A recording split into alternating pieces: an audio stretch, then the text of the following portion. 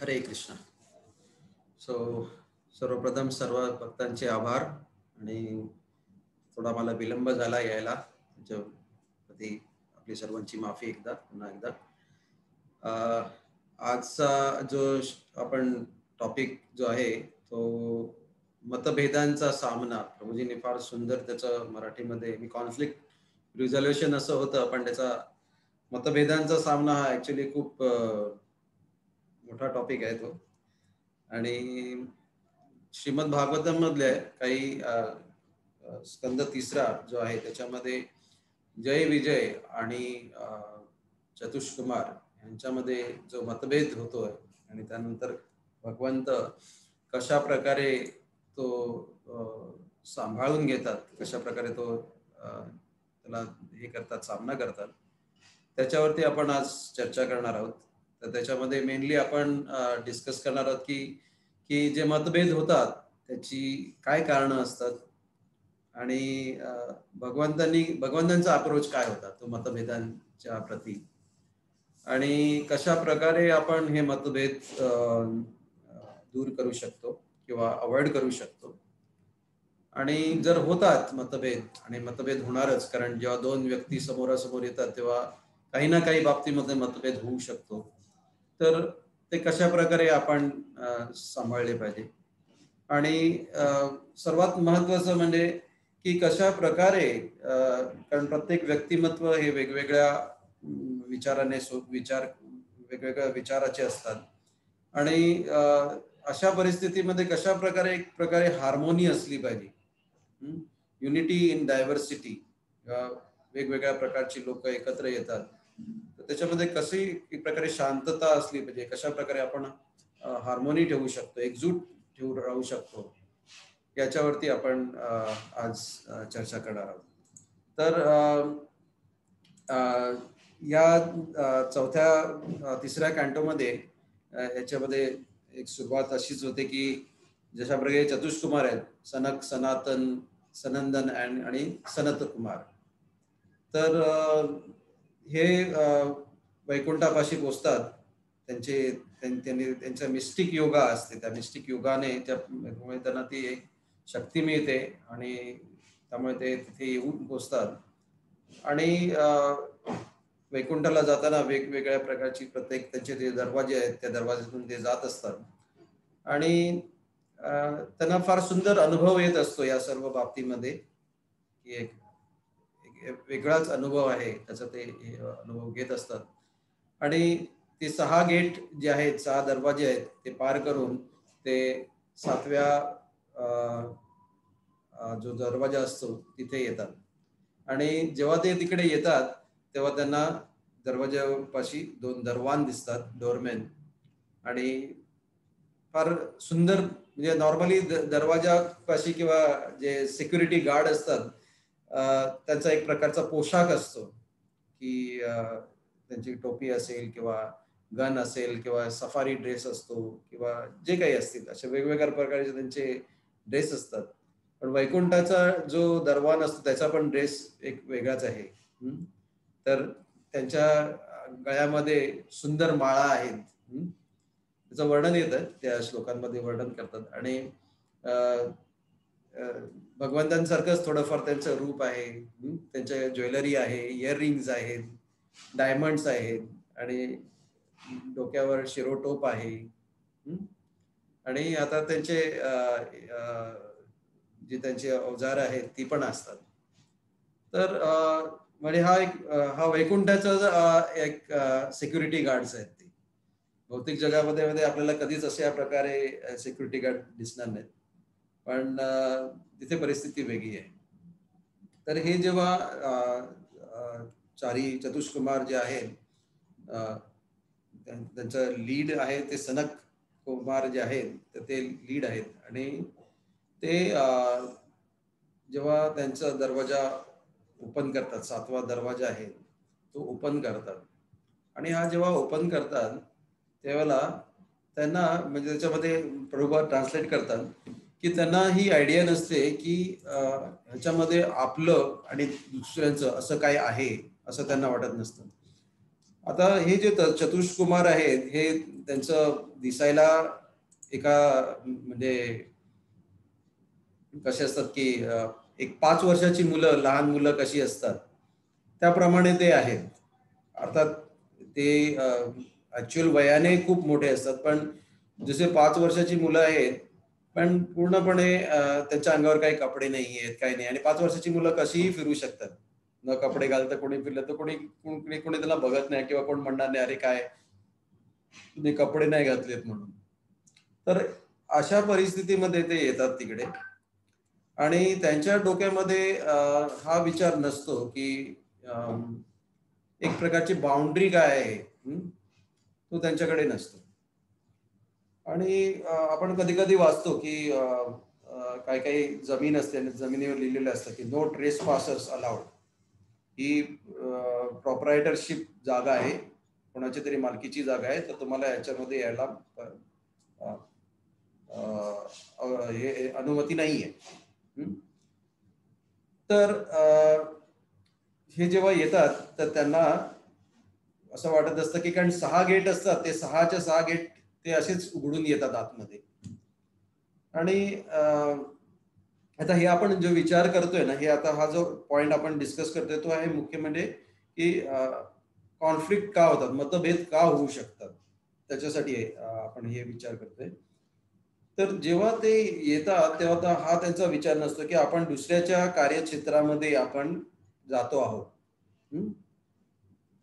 की आता कुठलाही, आता प्राईम मिनिस्टर असो किंवा चीफ मिनिस्टर असो, त्याला जर आपल्याला भेटायला जायचं असेल तर एक प्रोटोकॉल असतो की आपल्याला पत्र लिहावं लागतं किंवा कोणातरी फोन करावं लागतं. मग अपॉइंटमेंट मिळते, मग अपॉइंटमेंट नंतर आपल्याला सांगितलं जातं की हा तुमचा नंबर आहे, या वेळेला तुम्ही इकडे येऊन उभं राहायचं, तुमचं सिक्युरिटी चेक होणार, मग तुम्हाला आतमध्ये जायला मिळणार. किंवा इवन जरी आपण म्हटलं की आपल्याला गुरु महाराजांना जरी भेटायचं असेल तर आपल्याला अनुमती घ्यावी लागते. आपण डायरेक्टली त्यांच्या रूम मध्ये जाऊ शकत नाही की बाबा मला तुम्हाला तुमच्याशी बोलायचंय. तर मोठ्या व्यक्तींना जेव्हा भेटायला जायचं असतं तेव्हा आपल्याला अनुमती घेऊनच जावं लागतं, अपॉइंटमेंट घेऊनच जावं लागतं. नाहीतर तुम्हाला दरवाजापासूनच बाहेर हाकलं जातं. तर म्हणजे मी बरेच वर्ष सेल्समध्ये होतो आणि मला हा अनुभव आहे. म्हणजे मला माहिती आहे की 94 साली मी जेव्हा पहिला जॉब केला, सेल्सचा जॉब, तेव्हा मी मुंबईमध्ये नरिमन पॉइंटमध्ये माझं ऑफिस होतं आणि आम्ही सर्वात वरच्या मजल्यावर, मोठ्या बिल्डिंगच्या सर्वात वरच्या मजल्यावर जायचो लिफ्टने. आणि प्रत्येक दरवाजा, त्याला कोल्ड कॉल म्हणायचो आम्ही, कोल्ड कॉल म्हणतात त्याला, की कुठल्याही ऑफिसमध्ये जायचं आणि सांगायचं की तुमच्या मॅनेजरना, आयटी मॅनेजरना भेटायचंय आम्हाला याच्याबद्दल. मग त्या सिक्युरिटी गार्डवर पासूनच सुरुवात होते. सिक्युरिटी गार्ड किंवा रिसेप्शन असतं, तिथून सुरुवात होते की आतमध्ये जायला मिळणार किंवा नाही. बऱ्याच वेळेला ह्युमिलेशन होतं आणि आपल्याला पाठवून दिलं जातं. आपल्याला हा अनुभव आता जेव्हा आपण बुक डिस्ट्रीब्युशन करतो तेव्हा आपल्याला बऱ्याच वेळेला अनुभव येतो की सिक्युरिटी बिल्डिंगच्या खाली गेलं. आता बारामतीमध्ये जास्त करून एवढ्या मोठ्या बिल्डिंगी आहेत की इकडे सिक्युरिटी गार्ड आणि आहेत, पण इथे बऱ्याच ठिकाणी असे आहेत की ते सिक्युरिटी गार्डच तुम्हाला जाऊ शकत नाही. मग त्यांना थोडा प्रसाद द्या, हे द्या, असं करून मग आतमध्ये जायला मिळतं. किंवा भक्त वेगवेगळ्या युक्त्या करतात आणि जातात आतमध्ये. तर आपल्याला हे माहित असलं पाहिजे की आपण कुठल्याच्या कार्यक्षेत्रामध्ये जात नाहीये ना, कुठली बाउंड्रीज आपण क्रॉस करत नाहीये ना, हे माहित असणं आपल्याला खूप गरजेचं आहे. आणि इनोसन्स आणि इग्नोरन्स याच्यामध्ये खूप एक थिन लाईन आहे. आता याच्यामध्ये दोन्ही गोष्टी होत्या. एक प्रकारे इनोसन्स पण होतं कारण ते लहान मुलं होती एका तर्फे, पण ऍक्च्युली ते लहान नव्हते. They are one of the oldest living being, because ब्रह्माजींची मुलं होती ती. तर त्या प्रकारे जर प्रभुपाद सांगतात की ते they are actually the oldest living beings there. So एक प्रकारे इनोसन्स पण होता आणि एक प्रकारे इग्नोरन्स पण होता. इनोसन्स हा होता लहान मुलांचा प्रमाणे त्यांचं बिहेवियर होतं की तुला चाइल्डिश नाही म्हणत, पण चाइल्ड लाईक म्हणतात, की निरागसपणा एक त्यांच्यामध्ये होता. आणि इग्नोरन्स पण होता की बाबा आपण वैकुंठामध्ये भेटायला जातोय. आता आपल्याला हे माहित पाहिजे की चतुष कुमार जेव्हा होते तर त्यांना भगवंतांना बघणं हे एक हा पहिल्यांदाच प्रकार होता. सेल्फ रिअलाइज होते, पण कसं भगवंतांना त्यांनी हृदयामध्ये पाहिलेलं होतं. ऍज अ परमात्मा म्हणून ते भगवंतांना बघू शकत होते किंवा समजू शकत होते, पण भगवंतांना प्रत्यक्ष पाहण्याचा हा त्यांचा पहिलाच प्रसंग होता. तर त्यांना हे माहित नव्हतं की आपण काय एटिकेट्स फॉलो केलं पाहिजे, काय केलं पाहिजे, हे त्यांना माहित नव्हतं. हा त्यांचा विचार तशा प्रकारे चालू होता. आणि नंतर त्याच्यामध्ये असं पण होतं की जय आणि विजय जे आहेत त्यांचं एक प्रकारचा एक विचारधारणा त्यांची होती. तर त्यांनी काय पाहिलं, त्यांनी एक्सटर्नल बाह्य रंग जो होता तो पाहिला. त्यांनी पाहिलं की अरे इथं छोटी मुलं आहेत, यांच्या अंगावर कपडे पण नाही आहेत आणि हे कुठे चाललेत, ह्यांना आपण असं जाऊ दिलं नाही पाहिजे. इमॅजिन करा की आता आपल्या मंदिरामध्ये, बारामतीला मंदिरामध्ये, जगन्नाथ बलदेव सुभद्रांच्या मंदिरामध्ये क्लास चालू आहे आणि काही मुलं बिना कपड्याची यायला लागली. ऑटोमॅटिक मुलं कोणी ना कोणी थांबवणार, अरे काय कुठे चाललात तुम्ही, हे मंदिर आहे, मंदिरामध्ये तुम्ही कपडे घालून गेलं पाहिजे, ही बेसिक गोष्ट आहे. तुम्ही मुलांना किंवा कोणालाही तिकडे विना कपड्याची, म्हणजे आता काही काही ठिकाणी म्हणजे साऊथ इंडियामध्ये वगैरे तर खूप कडक नियम आहेत. म्हणजे तिकडे पुरुषांसाठी त्यांनी, आपण जेव्हा तुम्ही जर दक्षिण यात्रेमध्ये आपण जेव्हा गेलो तेव्हा पाहिलं असेल की अंगावरती शर्ट नाही घातलं पाहिजे पुरुषांनी. त्या शर्ट किंवा कुर्ता आहे तो काढून ठेवला पाहिजे, अंगवस्त्र नेसलं पाहिजे, अंगवस्त्र असेल तर अंगवस्त्र, नाहीतर वरचं जे अंग आहे ते पूर्णपणे उघडं असलं पाहिजे. अशा प्रकारेच आतमध्ये जाऊ शकतो. तर अशा काही प्रकारचे नियम आहेत की मंदिरामध्ये जायचं, कसं जायचं, काय करायचं, हात पाय धुतल्याशिवाय मंदिरात जाऊ नये, हे बेसिक नियम आहेत, बेसिक एटिकेट्स आहेत, पण ते पाळले गेले नव्हते. त्यामुळे जय आणि विजय त्यांनी पाहिलं की या लोकांनी काय कपडे घातलेले, ह्यांना आपण जाऊ दिलं नाही पाहिजे. तर त्यांना हे नाही कळलं की हे चतुष्कुमार किती महान आहेत, हे त्यांना त्यांच्या लहान त्या दर्शनावरनं कळत नव्हतं. हा एक होता. आणि आपण हे पण बघू शकतो की अशा प्रकारे बऱ्याच वेळेला गैरसमज होत असतात. आपण बघतो जे बाह्य दृष्टीने, आपण भागवतामध्ये पण याचे बरेच वर्णन दिसतात आपल्याला, की जसं चित्रकेतू होतं.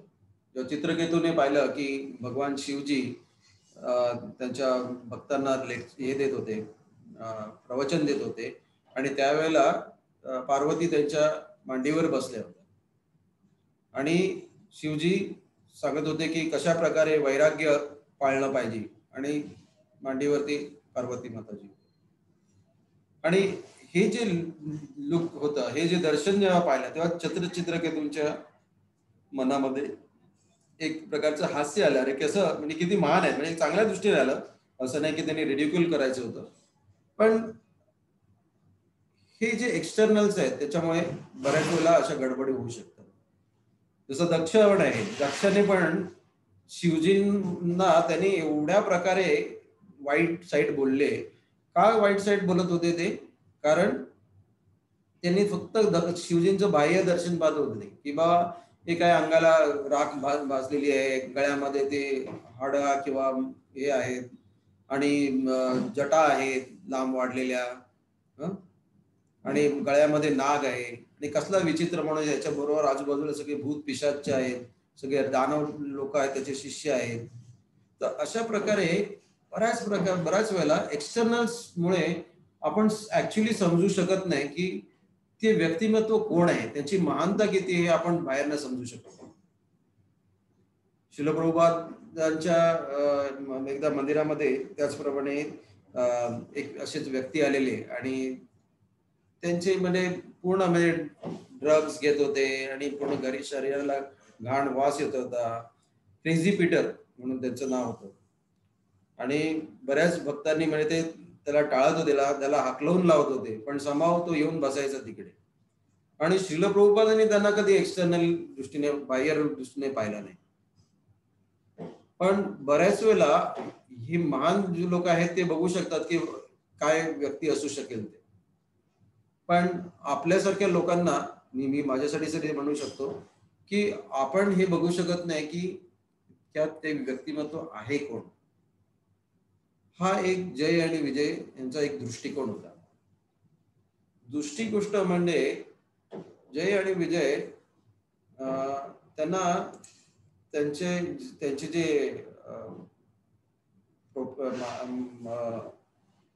ऑथॉरिटी आहे भगवंत, त्यांचं हृदय त्यांना समजलं नाही. त्यांनी फक्त ते रूल बुक प्रमाणे केले किंवा हे हा दरवाजामधून आपण या ज्यांना परवानगी आहे त्यांनाच आतमध्ये जाऊ द्यायचं, बाकीच्यांना आपण नाही जाऊ द्यायचं.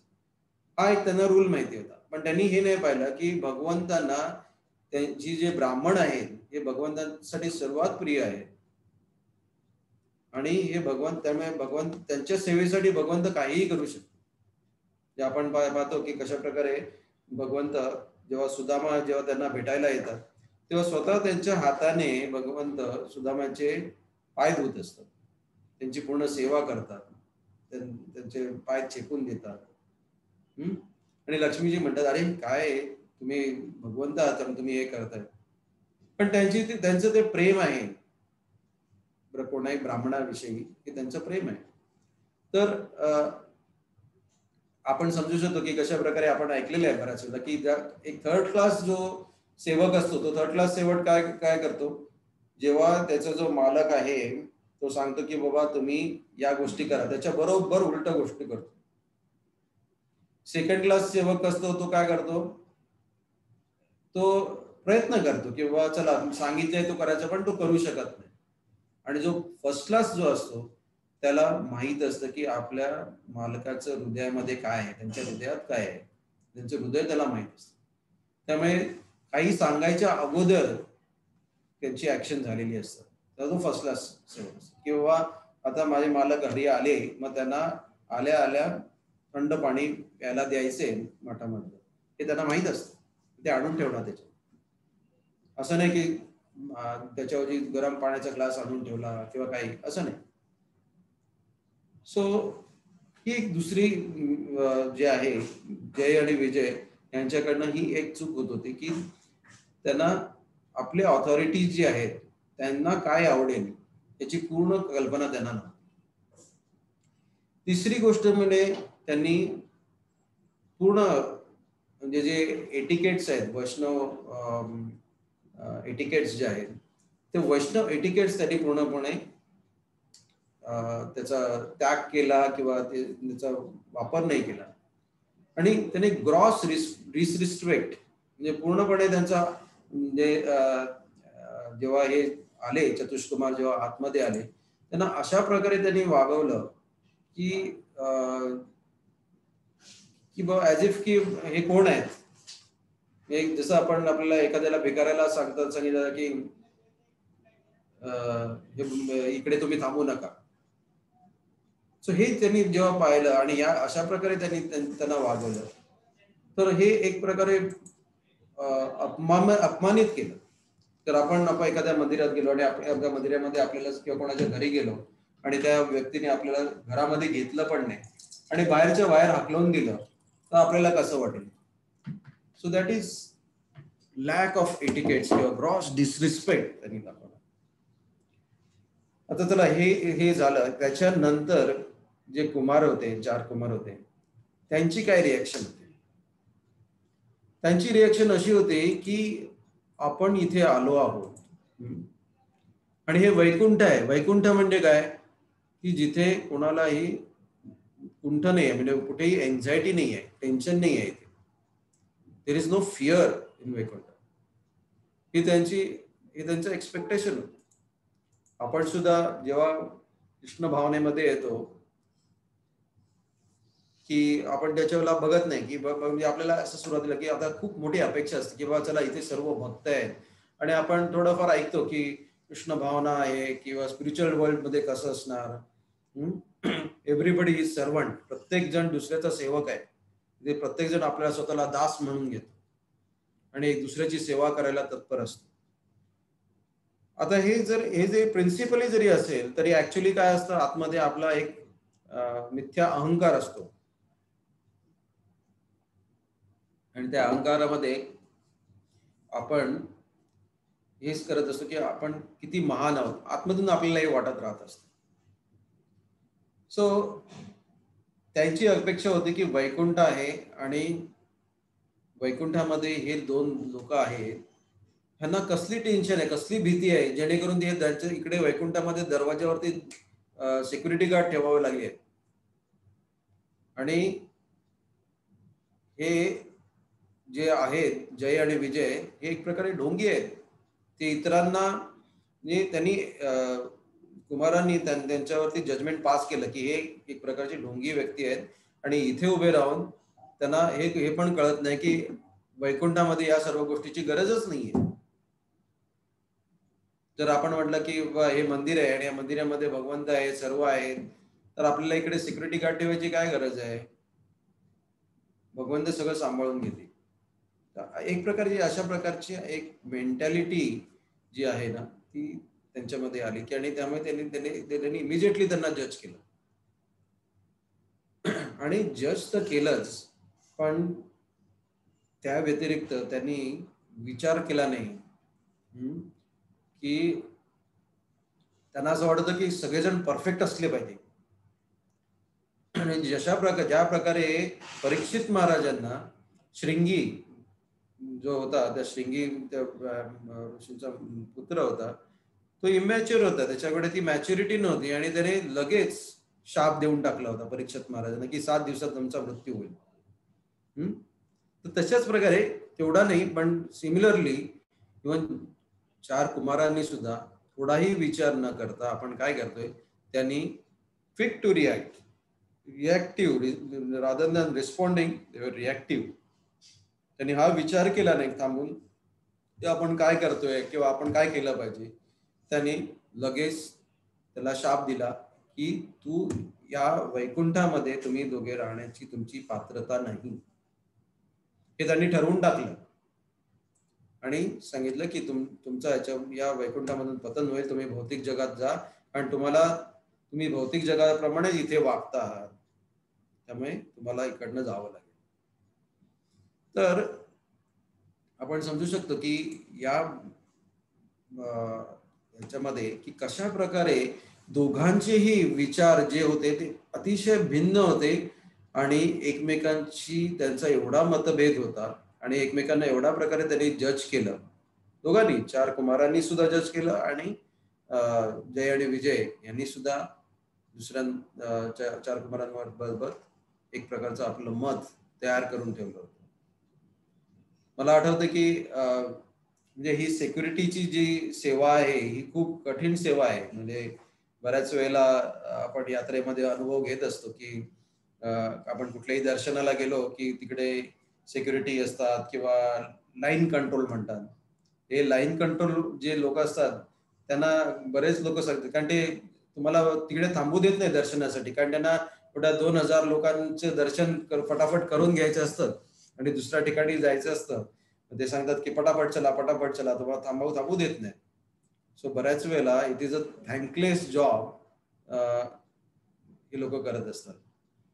मला एक आठवतं की एकदा पुष्याभिषेक चालू होता आणि पुष्याभिषेकला राधा गोपीनाथ मंदिरमध्ये भयंकर गर्दी होती. एवढी गर्दी असते की पूर्ण टेम्पल हॉल, नंतर गच्ची, ग्राउंड फ्लोअर, सगळीकडे लोक भक्त असतात, ते पसरलेले असतात. बरेच गेस्ट येतात, भारतामधनच असतात की भारताच्या बाहेरनं पण सुद्धा गेस्ट येतात. एवढी गर्दी असते की एका वेळेला असं झालेलं की बाहेरचा गेट जो आहे तो पण बंद करावा लागलेला आणि लोक बाहेर मंदिराच्या बाहेर रस्त्यावरती उभे होते. आणि आपले कृष्णचंद्र प्रभू तिथे आले आणि कृष्णचंद्र प्रभूंना आतमध्ये यायचं होतं, पण त्यांनी ते गेट पाशी येऊन थांबले आणि त्या सिक्युरिटी गार्डने पण त्यांना थांबवलं. त्याला माहित नव्हतं की कृष्णचंद्र प्रभू कोण आहेत. आणि अर्थात त्यांनी म्हणजे असं हे नाही केलं, पण तरी सुद्धा आणि कृष्णचंद्र प्रभू सुद्धा एक विनम्र भावामध्येच तिकडेच थांबले. त्यांनी असं नाही सांगितलं अरे मी ट्रस्टी आहे या मंदिर माझ्यामुळे, बऱ्याचशा मंदिराचे प्रोजेक्ट माझ्यामुळे चालतात, ते सांगू शकले असते. त्यांचं काय व्यक्तिमत्व आहे ते सांगू शकले असते, आयडेंटिटी सांगू शकले असते, पण ते पण तिथेच थांबले. पण मग त्याच्यानंतर अर्थात म्हणजे काही ब्रह्मचारी होते, त्यांनी पाहिलं अरे की कृष्णचंद्र प्रभू बाहेर थांबलेत आणि मग त्यांनी जाऊन त्यांना बोलवून घेतलं आतमध्ये. पण पॉइंट हा आहे की बऱ्याच वेळेला आपण या अशा पोझिशनला असतो आणि आपल्याला माहित नसतं की समोरची व्यक्ती कोण आहे. बेस्ट थिंग असं असलं पाहिजे की आपण सर्वांशीच जर विनम्रपणे वागलं, की जर नवीन भक्त असो किंवा जो जुना भक्त आहे किंवा उच्च स्थानावरती जर कोणी भक्त असेल, सर्वांशीच जर आपण विनम्रतेने वागलं तर ते सेफ पोझिशन मध्ये राहतो आपण. पण अशा प्रकारे जेव्हा विचार चक्र चालू होतं, त्यामुळे मग त्याच्यामध्ये मतभेद किंवा एकमेकांना दुखावणं या दोन्ही गोष्टी होऊ शकतात. आता ह्याच प्रकारे जेव्हा ही दोन्ही व्यक्तिमत्वांमध्ये हे जे झालं, हा जो कॉन्फ्लिक्ट किंवा मतभेद निर्माण झाला, तर भगवान विष्णूंना हे कळलं की अशा प्रकारे काहीतरी गडबड होते. त्यांनी ताबडतोब हेही जेव्हा जसं दोन लहान मुलांमध्ये जेव्हा भांडणं होतात ना, तेव्हा आई वडील केवळ बघत बसत नाहीत किंवा हा चला भांडतायत ना भांडू द्या, कोणीतरी एखादा मार खाली पडेल खाली आणि मग दुसरा शांत होईल किंवा एक तरी शांत होईल, असं नाही होत. पॅरेंट्स जे असतात, पालक आहेत, ते ताबडतोब तिथे येतात आणि दोघांचं भांडणं मिटवतात, म्हणतात की नाही मारामारी नका करू. त्याचप्रमाणे भगवंत जे आहेत हे ताबडतोब तिथे आले. कारण काय की त्यांना हे पाहिलं होतं की जय आणि विजय त्यांना प्रिय होते. आणि त्याच वेळेला जे चतुष्कुमार जे होते ते सुद्धा ब्राह्मण होते, ब्राह्मण त्यांना प्रिय आहे आणि ते त्यांच्या शरणागती घेण्यासाठी येत होते तिकडे. भगवंतांना त्याच्या या श्लोकामध्ये वर्णन जे केलं जातं ना, त्याच्यामध्ये पद्मनाभ म्हटलं जातं. पद्मनाभ म्हणजे त्यांच्या नाभीमधून कमळ आलेले आणि त्या कमळावरून मध्ये ब्रह्माजी बसलेत, त्यातून ब्रह्माजींचा जन्म झालाय आणि ही ब्रह्माजींची मुलं आहेत. म्हणून त्याच्यामध्ये पद्मनाभ म्हटलेलं आहे भगवंतांना. आणि हे जेव्हा तिथे येतात, भगवंत जेव्हा येतात तेव्हा एकटे येत नाहीत, ते लक्ष्मीजींना पण घेऊन येतात बरोबर, accompanied by goddess of fortune. So भगवंत तिथे जे येतात ना, तो जो क्षण आहे दॅट इज व्हेरी इम्पॉर्टंट. कारण त्यांनी त्याच्यामध्ये हे नाही केलंय की एक तर मग वेळ घालवला नाहीये त्यांनी. आणि तिथे आल्यावरती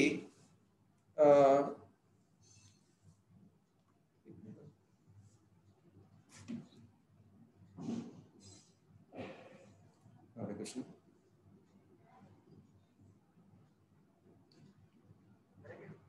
हरे Krishna. Okay okay, thank you.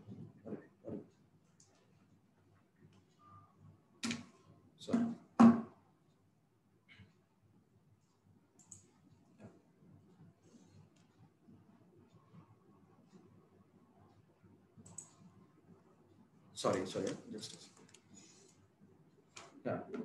So आता आपण हा बघूया की भगवंतांचा अप्रोच कसा होता.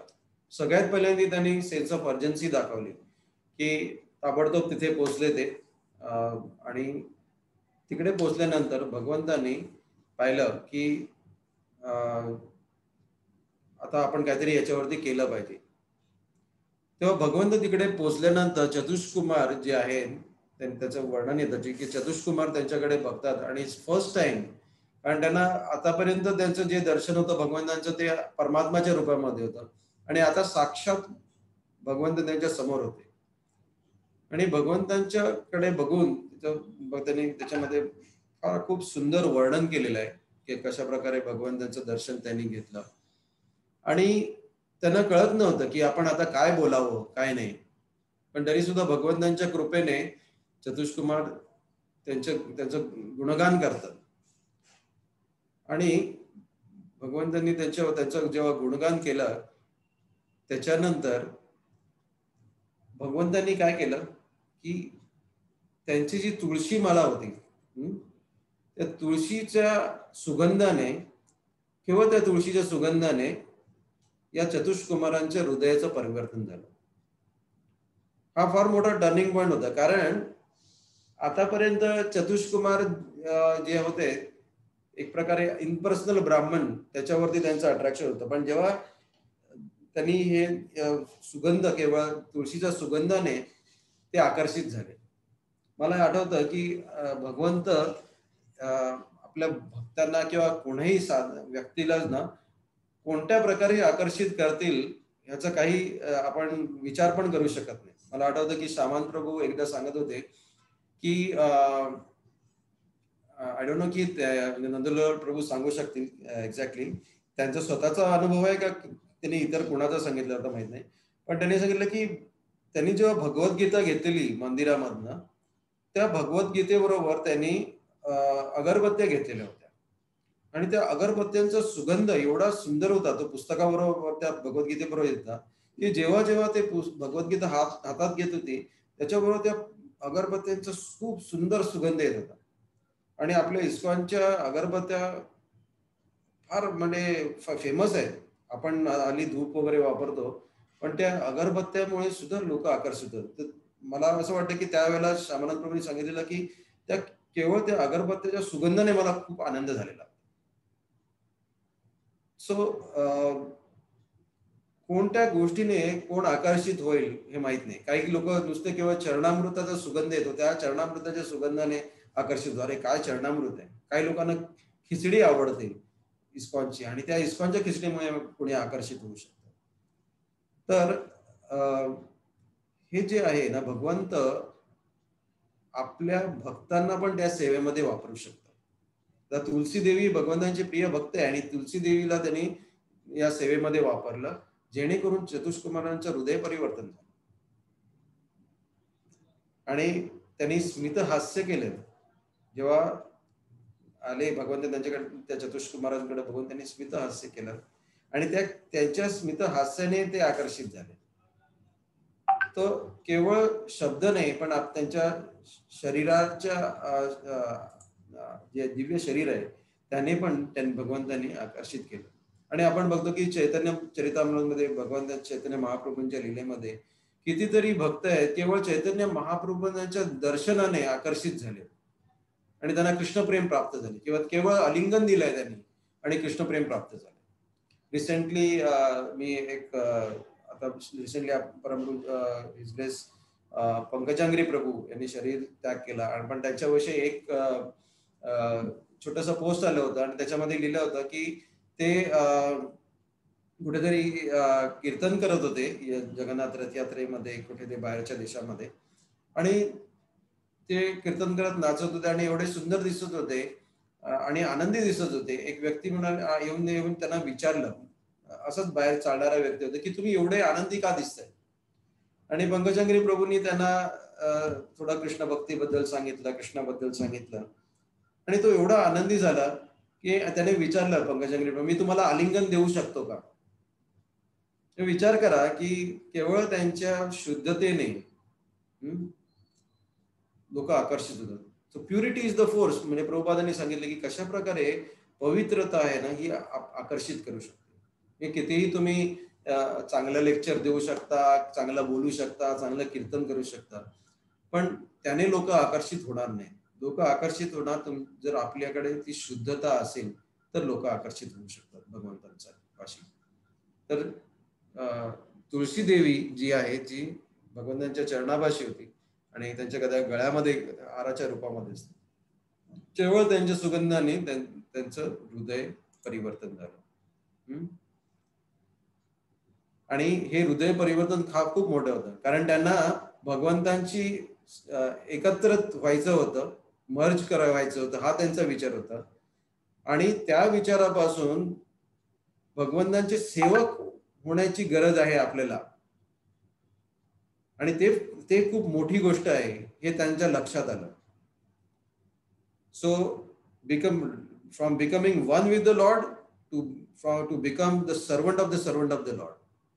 भगवंतांचे सेवकाचे सेवक होणं हा एक कम्प्लिटली डिफरंट डिरेक्शन आहे, की आपण भगवंतांशी संलग्न होणं आणि भगवंतांच्या बरोबर त्याचे सेवकाचे सेवक होणं.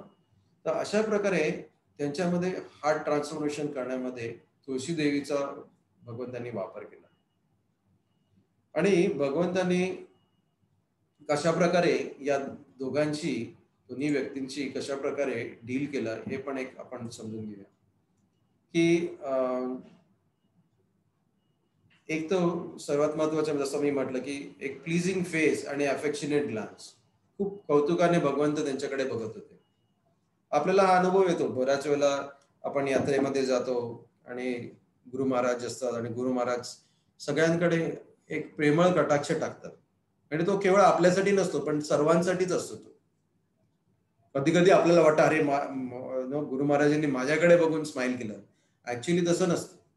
गुरु महाराजांचा जो कटाक्ष आहे हा सर्वांसाठी असतो. तर जेव्हा शुद्ध भक्त आपल्याकडे अशा प्रकारे हे करतात तर तो एक जो अनुभव आहे तो, त्यामुळे लगेच आपल्या हृदयामध्ये जे गोष्टी असतात ना, वाईट अनवॉन्टेड गोष्टी, ते सगळ्या निघून जातात. की कधी कधी दोन भक्त असतात ते जातात आणि बऱ्याच अशा हे आहेत, पास्ट टाइम्स आहेत की ज्याच्यामध्ये ते प्रभुपादांकडे गेले आहेत किंवा कधी गुरु महाराजांकडे गेले आहेत आणि केवळ त्यांना बघण्यामुळे किंवा त्यांच्या एक प्रेमळ कटाक्षाने किंवा काही बोलण्यामुळे त्यांना जायचं असतं आणि बोलायचं असतं, बऱ्याच कंप्लेंट करायचे असतात की ह्या भक्ताने असं केलं तसं केलं, आणि असा टॉपिक निघतो आणि त्याच्यामध्ये पूर्णपणे विसरून जातात की मी कशासाठी आलोय इकडे, मी भांडायला आलोय, कोणाची तरी कंप्लेंट करायला आलोय, हे पूर्णपणे विसरून जातात. सो भगवंतांची सुरुवातच तेवढी एवढी सुंदर, भगवान परम शुद्ध आहेत, त्यामुळे त्यांच्या या प्युरिटीने सगळ्यात पहिल्यांदा त्यांचा एक एक पण केवळ भगवंत त्याच्यावरतीच थांबले नाहीत. जेव्हा कुमारांनी सांगितलं, कुमारांची जेव्हा त्यांनी प्रार्थना केली कुमारांनी भगवंतांची,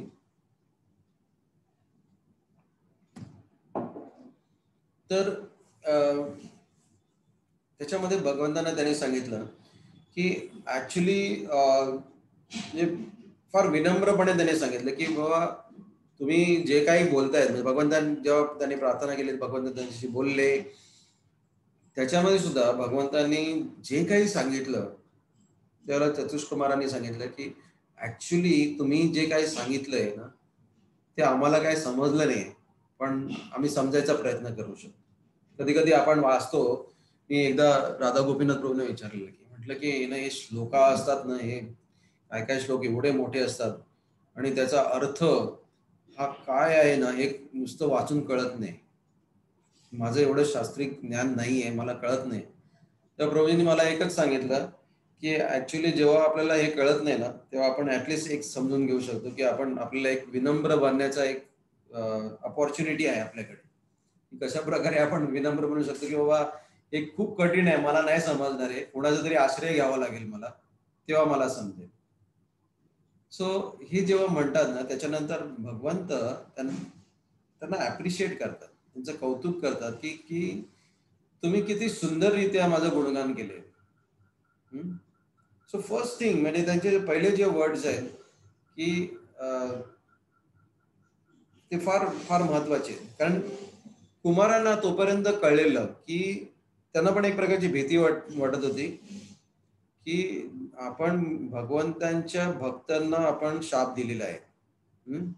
जसं अमरीश महाराजांना दुर्वास मुनींनी शाप दिला होता आणि अमरीश महाराजांना दुर्वास मुनींनी जेव्हा शाप दिला त्याच्यानंतर दुर्वास मुनींची काय परिस्थिती होती आपल्या सर्वांना माहिती आहे की कशा प्रकारे भगवंतांनी सुदर्शन चक्र सोडलं आणि दुर्वास मुनी सर्व ठिकाणी पळत होते, सर्व लोकांमध्ये पळत होते आणि भगवंतांपाशी पण झाले, पण भगवंतांनी पण त्यांना सांगितलं की मी काहीच करू शकत नाही जोपर्यंत अमरीश महाराज तुम्हाला माफ नाही करत. तर ही एक भीती अशा प्रकारची त्यांच्या डोक्यामध्ये होती की आपण कुठे ना काहीतरी चूक केली आहे की आपण भगवंतांच्या भक्तांना, त्यांच्या सेवकांना आपण शाप दिलेला आहे. अनफॉर्च्युनेटली आपण बऱ्याच वेळेला नाही, आपल्याला ही भीती नसते.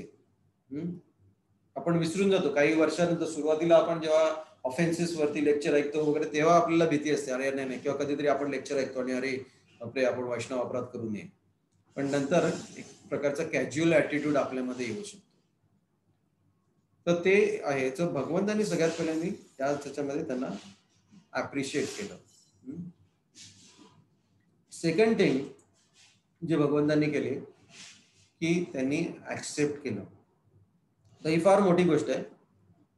त्यांनी ओनरशिप घेतली की मी माफी मागतो, कारण माझ्या सेवकांनी तुम्हाला त्रास दिला आहे, तुमच्या प्रती त्यांनी अपराध केलेला आहे. सो हा त्यांनी ऑफेन्स नाही केला, हा माझ्यातर्फे ऑफेन्स झाला. हा जो अपराध आहे हा मी माझ्यावरती घेतो, ही माझी चूक आहे. सो ही फार मोठी गोष्ट आहे.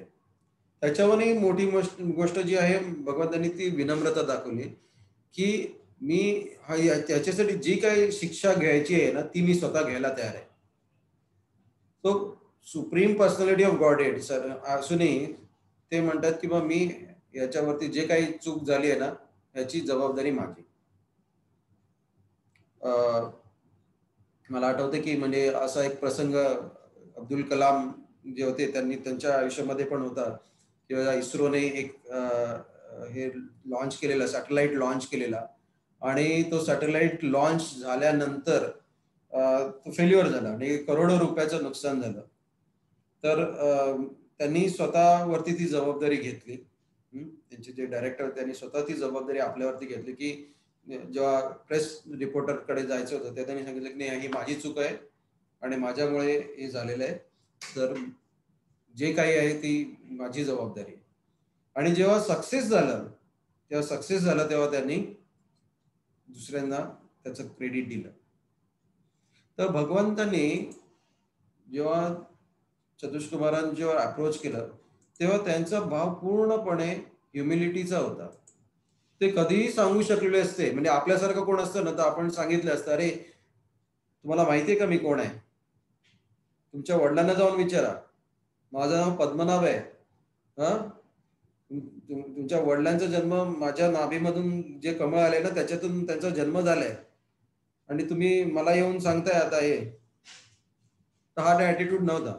भगवंतांचा अप्रोच जो होता तो पूर्णपणे एक प्रकारे त्यांना सांभाळून घेऊन आणि पूर्णपणे एक विनम्रता, ऍक्सेप्टन्स या गोष्टीमध्ये होता.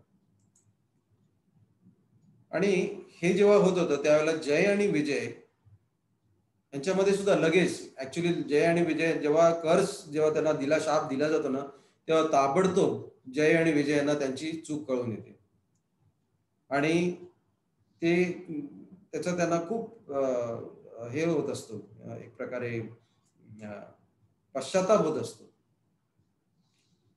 की आपण ही मोठी चूक केली, आपण हे ब्राह्मण जन आहेत, या ब्राह्मणांपाशी आपण हे केलेले, आणि आता आपलं पतन हे नक्की आहे. आणि हे तेव्हा त्यांना पतनाचं हे नव्हतं, पण आपण भगवंतांपासून दूर जाणार, त्यांची जे सौंदर्य आहे, त्यांची जी कृपा आहे ती आपल्यावरती राहणार नाही, ही त्यांना भीती असते. म्हणजे तुम्ही बघाल की जेव्हा ह्या मतभेद होत आहेत आणि हे मतभेद एका स्तरावर असेपर्यंत ठीक आहे, पण ते बाउंड्री क्रॉस करतात आणि एकमेकांना शाप दिले जाऊ शकतात किंवा ऑफेंड करू शकतात. त्याच्यामध्ये नंतर दोघांनाही कळून येतं की आपल्याकडनं काहीतरी चूक झालेली आहे. तुम्ही तुझं बघितलं की चतुष्कुमारांना पण ती भीती वाटत होती की आपल्याकडनं चूक झाली, जय विजयना पण वाटत होते की आपल्याकडनं पण चूक झाली. तर भगवंत त्यांच्याशी कसे वागतायत हे पण आपण बघूया. भगवंत त्यांच्याशी वागताना ही इज व्हेरी असर्टिव्ह. भगवंत त्यांना सांगतात असं नाही की काहीतरी गोड गोड बोलतात, ते सांगतात की तुम्हाला या वैकुंठामधून आता जावं लागणार आहे, कारण हे केवळ ह्यांनी शाप दिला, जयविजयनी शाप दिला म्हणून नाहीये, कारण ही चूक तुमच्याकडनं दुसऱ्यांदा झाली आहे. कारण अगोदर सुद्धा एकदा जेव्हा लक्ष्मीजी जेव्हा येत होत्या वैकुंठामध्ये तेव्हा तुम्ही लक्ष्मीजींना पण तुम्ही थांबवलेलं, आणि त्यावेळी लक्ष्मीजीने जो शाप दिलेला आहे त्या शापाचं आता रिॲक्शन तुम्हाला मिळते. हे सेकंड टाइम झालेलं आहे. तर आपल्याला हे लक्षात ठेवलं पाहिजे की आपण कशा प्रकारे आपल्याला सांभाळून घेतलं पाहिजे, की कशा प्रकारे आपण या ज्या चुका आहेत ना पुन्हा पुन्हा नाही केल्या पाहिजे. पण ही सेकंड टाइम मिस्टेक झाली आणि आज त्याचा तुम्हाला आता हे त्याचा जो शाप आहे तो स्वीकार करावा लागेल आणि तुम्हाला त्याचं भोगावं लागेल तो शाप. भगवंत त्यांचा शाप काढूनही घेऊ शकले असते, असं नाही की भगवंताच्या हातामध्ये सर्व काही आहे, पण त्यांनी नाही केलं तसं. पण सेम टाइम जेव्हा ते असर्टिव्ह होते त्याच वेळेला त्यांनी ॲश्युरन्स पण दिला त्यांना. भगवंतांनी त्यांना काय सांगितलं की तुम्ही घाबरू नका. कारण हा जो ब्राह्मणांचा जो शाप आहे ना, ह्याला माझं अप्रुव्हल आहे, माझ्या सहमतीने झालेलं आहे आणि तुम्हाला जास्त वेळ नाही, काही थोड्या वेळानंतरच तुम्हाला पुन्हा इथे येता येईल. आता हा थोडा वेळ म्हणजे आपल्यासारखा थोडा वेळ नाहीये की चला अर्ध्या तासामध्ये परत या. की कधी कधी मुलांना सांगितलं जातं ना की बाबा मस्ती करतायत, तुम्ही क्लासच्या बाहेर उभे राहा. मग 1 तास क्लासच्या बाहेर उभे राहतात आणि मग त्याच्यानंतर आतमध्ये बोलवलं. तसं नाही. सो आपल्याला माहिती आहे कशा प्रकारे जय विजय वेगवेगळ्या युगामध्ये वेगवेगळे रूपामध्ये ते भगवंताच्या लीलेमध्ये सहभागी झाले. पण हा एक भगवंतांनी त्यांना एक ॲश्युरन्स दिला आणि केवळ ॲश्युरन्सच नाही, त्यांनी त्याच्यावरती सोल्युशन पण दिलं की त्यांना सांगितलं की तुम्ही जर by practising mystic yoga in system in अँगर, म्हणजे तुम्ही रागाच्या रूपामध्ये जर तुम्ही ते मिस्टिक योगा जर त्याचं पालन केलं तुम्ही, कारण भगवंतांना ती लीला करायची होती, कारण त्यांना त्यांच्याशी एक प्रकारे एक शत्रू पाहिजे होता आणि जो त्यांच्या लेवलचा शत्रू पाहिजे होता फाईट करण्यासाठी. आणि त्याने सांगितले की तुम्ही वेगवेगळ्या माझ्या लीलेमध्ये या आणि त्या लीलेमध्ये तुमच्यातर्फे जी पाप झाली ती धुतली जातील माझ्याकडनं. आणि त्या प्रकारे भगवंतांनी त्यांना त्यांचं सोल्युशन पण दिलं की बाबा की माझं मार्गदर्शन, माझे आशीर्वाद तुमच्यापाशी आहेत आणि त्याच्यामुळे तुम्ही त्याच्यातून लवकरच परत याल. तो अशा प्रकारे भगवंतांनी त्यांच्याशी एक प्रकारे त्यांना मार्गदर्शन केलं. तर आता कशा प्रकारे आपण हे प्रिव्हेंट करू शकतो, हे जे मतभेद आहेत किंवा या प्रकारचे जे कॉन्फ्लिक्ट होऊ शकतात आपल्यामध्ये, तर हे प्रिव्हेंट किंवा कमीत कमी मॅनेज करू शकतो. कारण कॉन्फ्लिक्ट कसे आहेत ना, हे ऍक्च्युली कॅन्सर सारखे आहेत. कॅन्सरचा रोग जो असतो की त्याचं लवकरात लवकर जेव्हा आपण डिटेक्ट करतो, किंवा आताच आपण जर करंट उदाहरण पाहिलं तर कोविडचं जे उदाहरण आहे की जेवढं लवकर आपण डिटेक्ट करतो आणि त्याच्यावरती ट्रीटमेंट चालू करतो किंवा प्रिव्हेंट करतो ऍक्च्युली, तर तेवढे त्याचे चांगले चान्सेस असतात. अर्ली डिटेक्शन आणि ट्रीटमेंट हे खूप गरजेचं आहे. आणि जेव्हा आपण पाहिलं की जेव्हा जेव्हा लोकांनी दुर्लक्ष केलंय आपल्या शरीराकडे, कुठलंही म्हणजे आध्यात्मिक शरीर किंवा आपलं भौतिक शरीर किंवा सटल जे शरीर आहे त्याच्याकडे दुर्लक्ष केलं तर त्याचा आपल्या हेल्थवरती खूप परिणाम होतो. पण जर ते प्रिव्हेंट केलं किंवा डिटेक्ट केलं आणि लगेच त्याच्यावर ट्रीटमेंट केली तर त्याच्यावरती सोल्युशन. त्याचप्रमाणे जर कॉन्फ्लिक्ट आपल्याला दिसून येत असेल कुठेही आपल्यामध्ये किंवा अनेक दिसून, तर त्याच्यावर ताबडतोब उपाय करणं गरजेचं आहे. कारण नाहीतर त्याची जी मिसअंडरस्टँडिंग असतात ती वाढत जातात. कारण त्या व्यक्तीकडे बघण्याचा जो दृष्टिकोन आहे तो दृष्टिकोनच बदलत जातो. तो एवढा निगेटिव्ह होतो की जर आता हे भगवंतांनी जर 4 कुमार आणि जय विजय यांच्यामध्ये वेळीच इंटरफिअर नसतं केलं तर तो हे प्रकरण खूप वाढत जाऊ शकलं असतं. आणि आपण असं बघतो की बऱ्याच अशा गोष्टी होतात. म्हणजे भागवतामध्ये पण अशा बऱ्याच लीला आहेत झालेल्या आहेत. जसं शिवजी आणि आपले दक्ष, हा एपिसोड एवढा मोठा झाला आणि त्याच्यामध्ये किती नुकसान झालं, दोन्ही बाजूचं संहार झाला. आणि पांडव आणि कौरव कितीतरी जणांचा त्याच्यामध्ये संहार झाला. So resolving conflicts at the earliest is very important. दुसरी गोष्ट आहे म्हणजे इंट्रोस्पेक्शन आणि पश्चाताप, म्हणजे एकतर स्वतः विचार करणं, आत्मसंवेदन म्हणतात ना, इंट्रोस्पेक्शन बेसिकली, आणि रिपेंटन्स, पश्चाताप, दोन्ही बाजूने म्हणजे आत्मपरीक्षण पण म्हणू शकतो.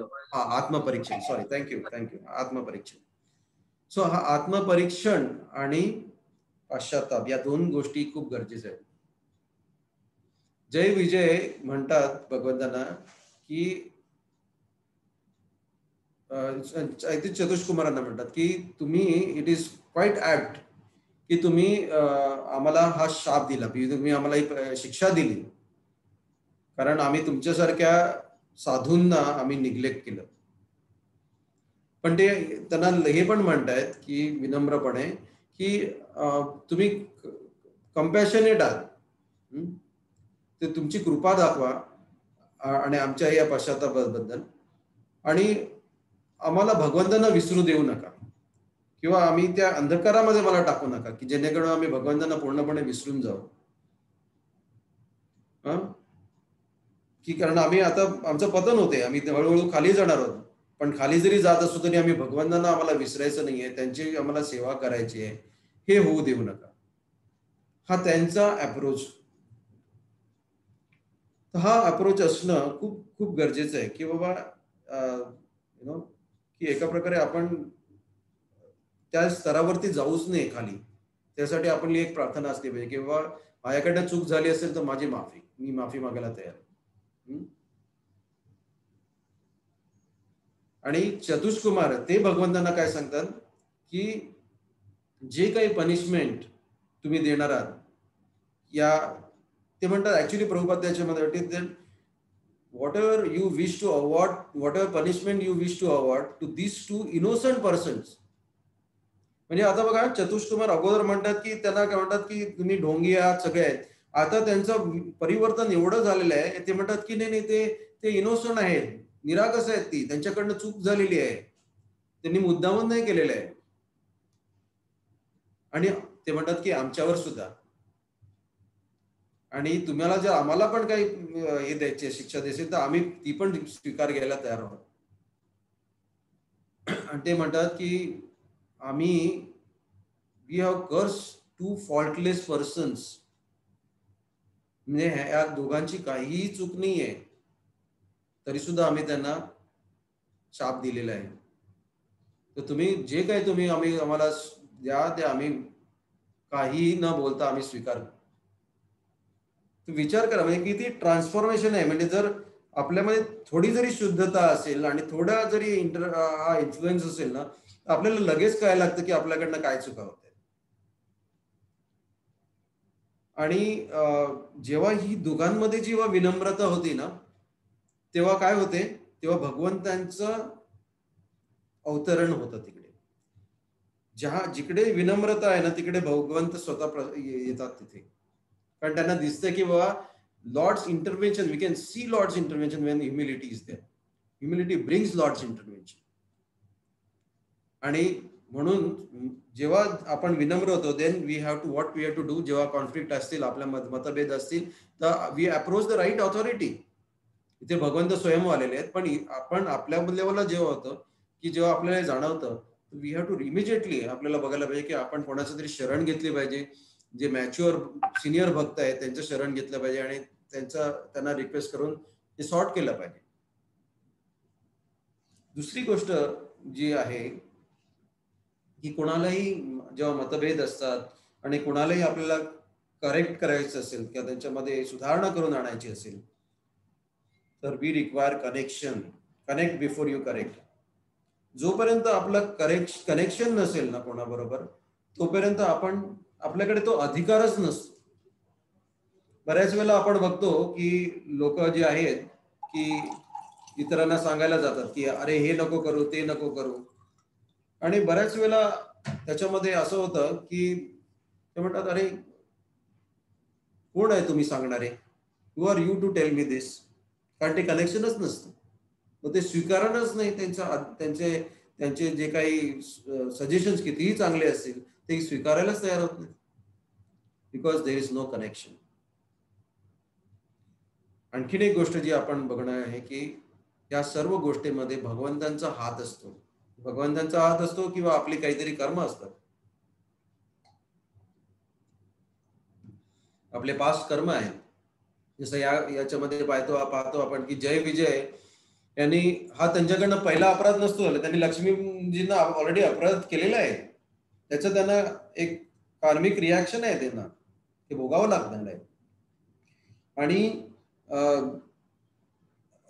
भगवंत स्वतः पण सांगतात, चतुष्कुमारांना पण सांगतात की ऍक्च्युली, आणि इवन आपल्या जय विजयांना पण सांगतात की याच्यामध्ये माझा हात आहे, माझी इच्छा आहे, कारण माझा एक पूर्ण प्लॅन आहे त्याच्या मागे, मला पूर्ण लीला करायची आहे त्याच्यामध्ये, हे सांगतात. आणि मग त्याच्यामध्ये त्यांना समजावलं जातं की कशा प्रकारे दिस इज माय प्लॅन. सो जेव्हा अशा घटना आपल्या आयुष्यामध्ये येतात, त्या या घटना जे मतभेद आहेत, ऍक्च्युली मतभेदांमध्ये वाईट काही नाही आहे, जे कारण वेगवेगळी मतं येतात ना, त्याच्यामुळे बऱ्याच नवीन नवीन आयडिया येऊ शकतात. कोणी म्हणेल बुक डिस्ट्रीब्युशन आपण अशा प्रकारे केलं पाहिजे, आपण कंपन्यांना अप्रोच केलं पाहिजे, कोणी म्हणेल नाही आपण ना रस्त्याच्या बाजूला स्टॉल टाकूया. तर हे वेगवेगळे मतभेद आहेत. पण मतभेदांमध्ये पण काय आहे की बुक डिस्ट्रीब्युशन करायचंच आहे आपल्याला, किंवा फेस्टिवल कसा साजरा करायचा. हे मतभेद, वेगवेगळे मत जेव्हा येतात त्याच्यामध्ये वाईट काही नसतं.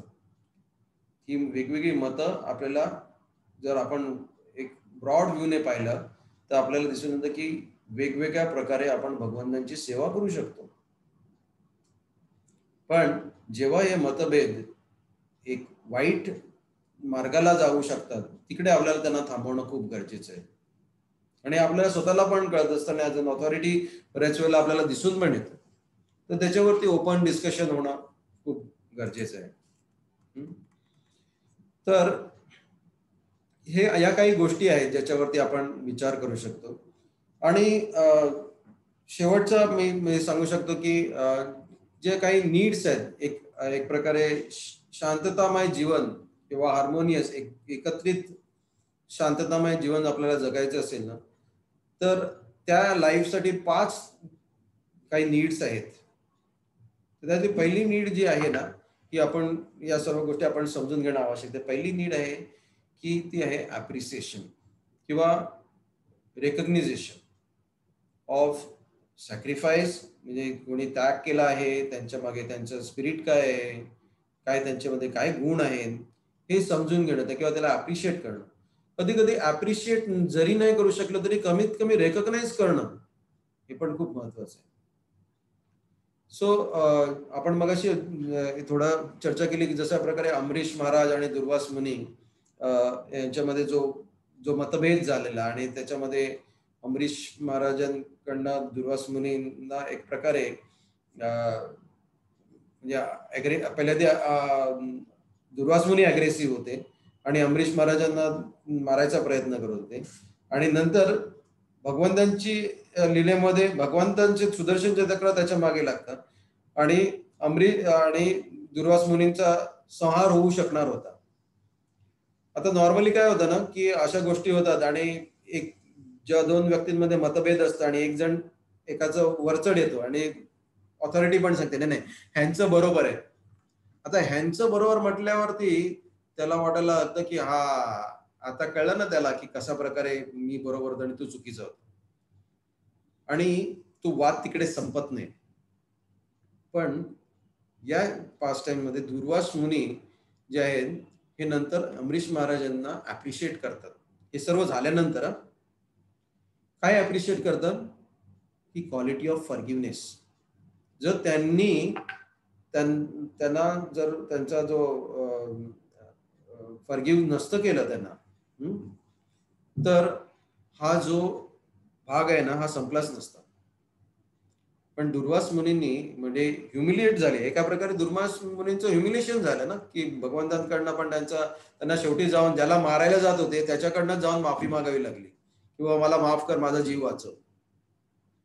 पण त्यांनी काय केलं, त्यांनी हा अप्रिशिएशन दाखवून, हे सगळे इन्सिडेंट झाल्यानंतर अप्रिशिएशन दाखवून अमरीश महाराजांबद्दल की कशा प्रकारे त्यांनी ते माफी द्यायला तयार झाले, फॉरगिव्हनेस.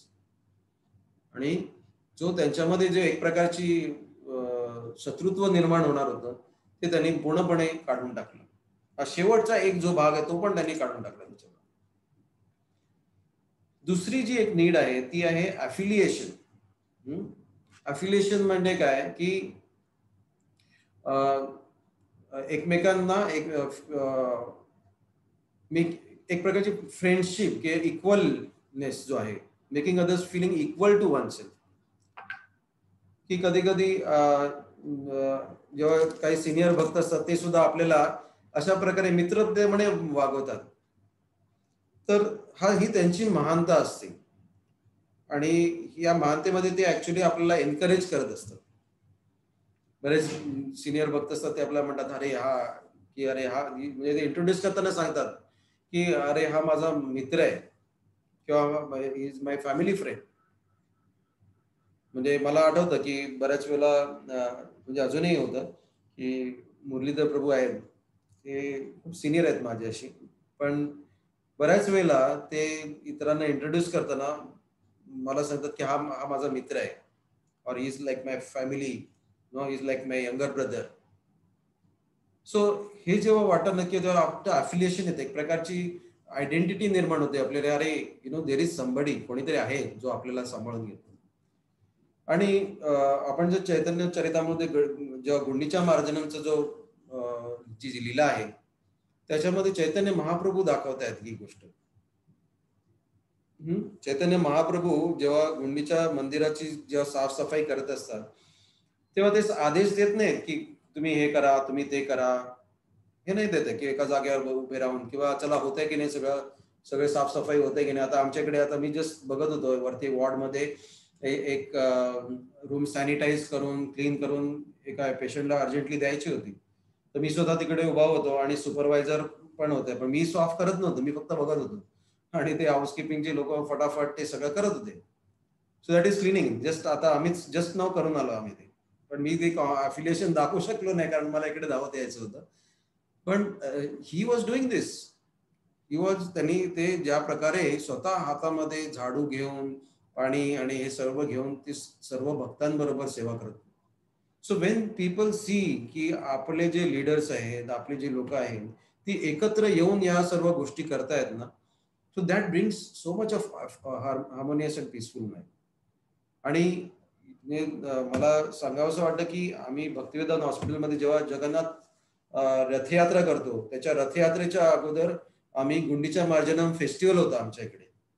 आणि या गुंडीच्या मार्जनम फेस्टिवलमध्ये डायरेक्टर पासून ट्रस्टी जे कोणी असतील, housekeeping managers, general managers, deputy directors, nursing staff, सर्वजण हातामध्ये झाडू आणि कपडा घेऊन पूर्ण हॉस्पिटल धुवून साफ करून घेतात. दॅट इज गुंडीच्या मार्जन. आणि याच्यामध्ये कोणी डॉक्टर संख्ये माधवानंद प्रभू, द्वारकाधीश प्रभू, विश्वरूप प्रभू सर्वजण त्याच्यामध्ये उतरतात. So that is comradeship. ती जी आहे ना, एकत्र येऊन सेवा करणं. मी त्याच्यामध्ये कोणीही बघत नाही मी कुठल्या सिनियर काउन्सिलर आहे, मी इतक्या वर्षापासून आहे, नाही, किंवा माझी डेझिग्नेशन, हे काही न बघता सगळेजण एकत्र येतात आणि ही जी सेवा करतात. So that brings that harmonious and peacefulness. तिसरी गोष्ट जी आहे ऑटोनॉमी, की लोकांना एक प्रकारची थोडी स्वतंत्रता देणं. बऱ्याच वेळेला असं होतं की आपण खास करून जेव्हा आपण कोणाची काळजी घेतो ना, तेव्हा आपल्याला वाटायला लागतं की हा चला आपण काळजी घेतो तर आपण कंट्रोल करू शकतो. खास करून मुलांबरोबर आपलं होतं की मुलांची जेव्हा आपण एवढे वर्ष त्यांना वाढवतो, जन्म देतो, वाढवतो, सगळं करतो, मग त्यांच्यावरती एक प्रकारे कंट्रोल करण्याचं आपले एक हे असते. We try to control them आणि त्यांना एक स्पेस देत नाही किंवा तुम्हाला थोडंसं स्वातंत्र्य देणं गरजेचं असतं आपल्याला. कारण जोपर्यंत स्वातंत्र्य देत नाही, त्यांना मिळत नाही, तर ते स्वतंत्रपणे विचार करून करू शकणार नाही. बऱ्याच वेळा अशी मुलं जी असतात ज्यांना स्पून फिडिंग केलं जातं, लहानपणापासूनच त्यांना दिलं जातं, तर मोठेपणे जाऊन सुद्धा ते स्वतंत्रपणे डिसिजन घेऊ शकत नाहीत. प्रत्येक डिसिजनसाठी त्यांना कोणाला तरी जाऊन विचारावं लागतं किंवा मी हे कसं करणार. सो चतुष्कुमारांचंच आणखीन एक पास्टर की ब्रह्माजींचं कार्य आहे की प्रजा वाढवणं हे त्यांचं कार्य होतं. आणि त्यांची इच्छा होती की चतुष्कुमारांनी लग्न करावं आणि हे पुढे रोजीने वाढायला पाहिजे म्हणून. पण चतुष्कुमार ब्रह्मचारी हे स्वीकारतात नारद मुनींच्या आदेशाने. पण म्हणजे ब्रह्माजींना त्याचा राग येतो सुरुवातीला, पण शेवटी भगवंतांच्या कृपेने they respect their decision and they allow की बाबा हा ठीक आहे, तुम्हाला वाटतंय ना हे करायचंय, तुम्ही करा प्लीज. सो गिव्हिंग ऑटोनॉमी हा एक ऍस्पेक्ट आहे.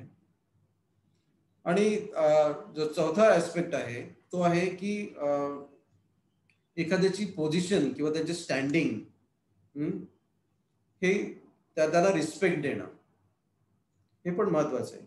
की जर आपण प्रत्येकाशी जर कॅज्युअली वागायला लागलो, काय पोझिशन मध्ये आहोत हे न बघता केवळ कॅज्युअली आपण वागायला लागलो की त्यांना रिस्पेक्ट न देणं, तर ते चुकीचं आहे. जर एक प्रत्येकाचं एक स्थान आहे, काही ब्रह्मचारी असेल तर ब्रह्मचार्यांचं एक स्थान आहे, तर गृहस्थांनी त्यांना त्याचा आदर देणं खूप गरजेचं आहे. आणि म्हणजे राधानाथ स्वामी महाराज बऱ्याच वेळेला सांगतात की ब्रह्मचार्यांनी गृहस्थांबद्दल आदर ठेवला पाहिजे आणि गृहस्थांनी ब्रह्मचार्यांबद्दल आदर ठेवला पाहिजे. आणि it's like a fish in the pond. कारण जे ब्रह्मचारी आहेत ते पूर्ण शास्त्राचा अभ्यास करतात, त्यांची शुद्धता आहे, पवित्रता आहे, त्या पवित्रतेचं मार्गदर्शन इतरांना करतात. आणि जे गृहस्थ आहेत ते गृहस्थ जे त्यांचे धन आहे ते धन आणून त्या धनाचा वापर भगवंतांच्या सेवेसाठी वापरा. दोन्हीचा किती महत्वाचा भाग आहे की त्यांना एकमेकांना रिस्पेक्ट देणं हे फार महत्वाचं आहे. तर श्रीमद भागवतामध्ये जेव्हा जे नैमिषारण्यामध्ये साधू सगळे बसलेले असतात आणि परीक्षित महाराजांच्या बेनिफिटसाठी त्यांना काहीतरी करायचं असतं की त्यांना 7 दिवस दिलेले आहेत आणि त्यांना एक थोडा कन्फ्यूज असतात.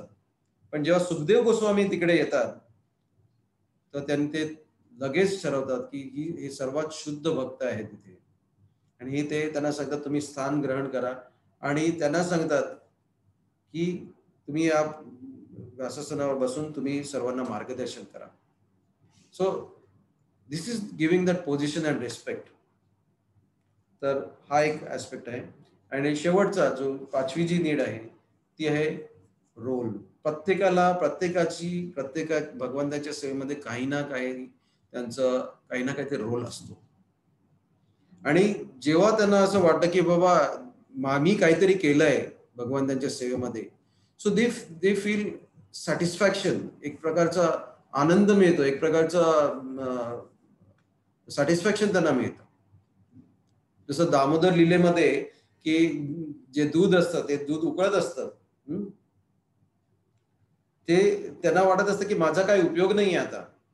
आपल्याला ही लीला माहिती आहे सर्वांना, आणि त्यांना वाटतच की आता या दुधाला वाटतं की आता मी आत्महत्या केली म्हणजे. पण ते जेव्हा बाहेर उकळून बाहेर पडले पण ते बघतं की यशोदामाई त्यांच्याकडे येत आहेत, ते डिसाईड करतात की नाही आपण आता याच्यातून पडलं नाही पाहिजे, कारण she feels that we are needed. प्रत्येकाला वाटत असतं की माझं काहीतरी कंट्रीब्युशन आहे, आय एम नीडेड. जर आपण सत्संग प्रोग्राम मध्ये येतोय, या भक्तांच्या समुदायामध्ये आहे, आणि जर आपल्याला कोणी असं ट्रीट करायला लागलं की अरे याची काय गरज आहे, हा नको आहे, तर आपल्याला वाटतं आपण कशाला इकडे येतो. जेव्हा वेनेवर आपल्याला कोणी असं दाखवतं की बाबा तुमची काय गरज नाहीये, वाय शुड वी कम. जर मी बारामतीला येतोय फॉर एक्झाम्पल, आणि तुम्ही म्हणता दरवेळेला मी येतो आणि तुम्ही कोणी मला म्हणतात की अरे यांना आता कुठे ठेवायचं, आली अवकळा कुठे, पण असं होत नाही तिकडे. सर्वजण मला प्रेमाने बोलवतात, घरी ब्रेकफास्टला बोलवतात, लंचला बोलवतात, डिनरला बोलवतात. म्हणजे त्याच्यानंतर ऍटलीस्ट 2 किलो वजन वाढतं माझं घरी आलं की परत. तर so that is the need, sense of role, की प्रत्येकाचं काही ना काहीतरी रोल असतो. म्हणजे मला एक आठवतं की आमच्या प्रोग्राम मध्ये जेव्हा सायनला ना एक भक्त होते, आणि त्यांचा एक राजकीय पक्षाशी पण त्यांचा एक संलग्न हे होता, आणि म्हणजे ते कधीतरी यायचे, सगळ्यांबरोबर फ्रेंडशिप होती, चांगली फ्रेंडशिप, पण ते जप वगैरे असं विशेष नाही करायचे. आणि एकदा अशी परिस्थिती होती की काही वर्षापूर्वी श्यामसुंदर प्रभुपादांचे डिसेबल त्यांनी ठरवलेलं की आपण पुन्हा एक पंडाल प्रोग्राम करायचा क्रॉस मैदानमध्ये, आणि ते ठरवलं. आणि लगेच आम्ही ठरवलं की याची पब्लिसिटी झाली पाहिजे. की कशी करणार पब्लिसिटी. तर आमचे वंशीधर प्रभू आणि हे जे डिवोटी होते त्यांची माझी आणि आणखीन एक डिवोटी आहेत त्यांच्याबरोबर आमची मीटिंग झाली आणि त्यांनी लगेच सांगितलं की मी काय करतो माहिती आहे की माझे पॉलिटिकल कनेक्शन आहेच, तर आम्ही मोठी मोठी बॅनर लावतो, वेगवेगळ्या पक्षाची बॅनर असतात ना सगळीकडे लावलेली, तर मला माहिती आहेत कशी लावतात, ती कशी बनवतात, कोण प्रिंट करतं, काय करतं.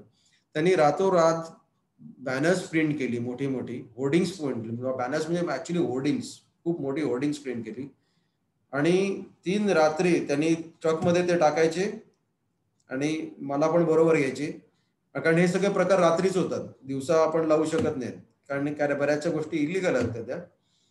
तर त्यांना मला माहिती आहे कुठे लावायचं, काय लावायचं, पोलिसांना कसं पटवायचं. आणि त्यांनी म्हणजे ही सेवा कोणी दुसऱ्याने करू शकले नसते, पण त्यांनी म्हणजे काही न खर्च करता, म्हणजे इनफॅक्ट फक्त ते प्रिंट करावं लागली ती गोष्ट वेगळी, पण ते करून त्यांनी सर्व महत्वाच्या ठिकाणी मुंबईमध्ये त्यांनी जाऊन ती बॅनर्स लावली.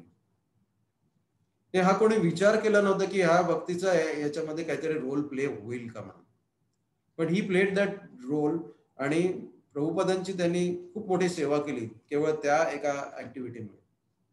सो प्रत्येक जण आपला एक त्याचा रोल असतो. तर आपण या सर्व या 4-5 गोष्टी ज्या आहेत की अप्रिशिएट करणं, त्यांचं रेकग्नाइज करणं कमीत कमी, किंवा अफिलिएट करणं, त्यांच्याबरोबर एक मित्रता ठेवणं आणि त्या मित्रतेमध्ये सेवा करणं, ऑटोनॉमी म्हणजे एक प्रकारे स्वातंत्र्य देणं थोडं, जेणेकरून ते काही आपल्या त्यांच्या सेवा त्याप्रमाणे करतील.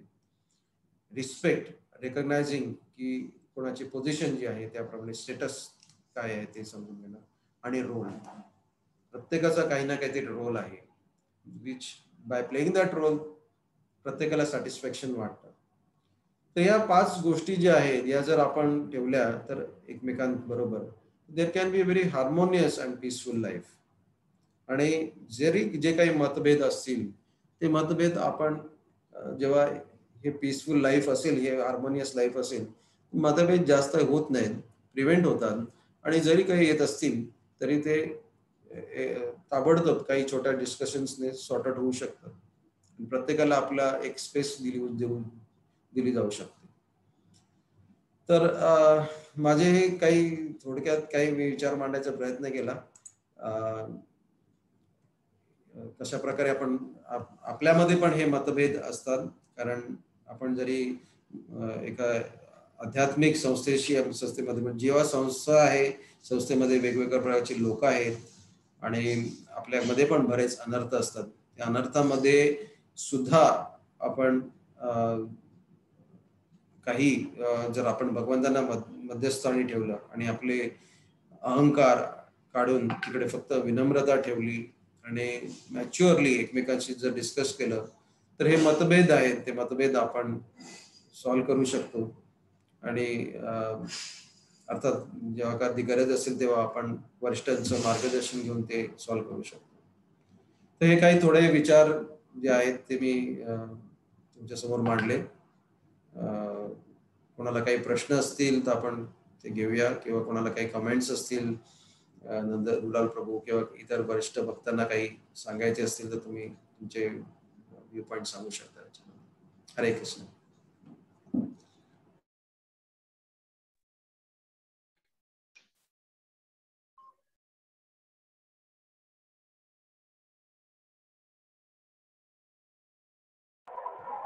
हरे कृष्ण. कोणाला काही प्रश्न असतो तुम्ही विचारू शकता. हरी बोल. बोल माताजी. हाँ, दंड प्रणाम प्रभुजी. Thank you for the wonderful class प्रभुजी. माझा प्रश्न असा आहे की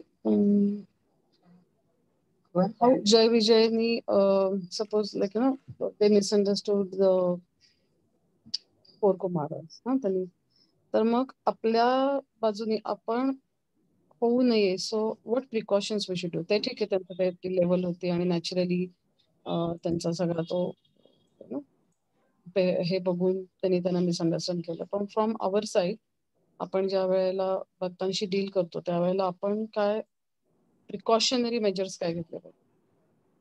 okay, so precautionary measures basically हाच आहे की भक्तांशी वागताना आपण we should know that we are dealing with not an ordinary personality.